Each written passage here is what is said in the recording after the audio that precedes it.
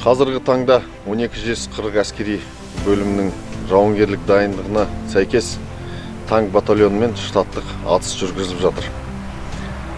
Сарбаздар, сержанттар, офицерлер жақсы нәтиже көрсетіп, өте жақсы деген баға алып жатыр. Бұл жерде мерзімді әскери қызметшілер осы танкты меңгеріп, әскери істі меңгеріп, жақсы нәтижелерге жетіп жатыр.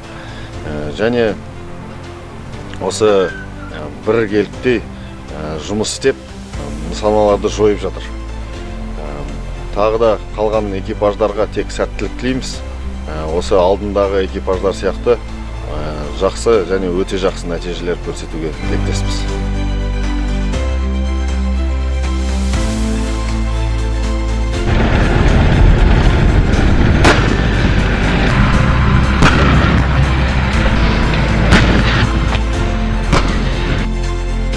Бүгін біз Сарыөзек гарнизонында танк батальоны жеке құрамымен Т-72 танкісінен штаттық ату жұмыстарын жүргіздік.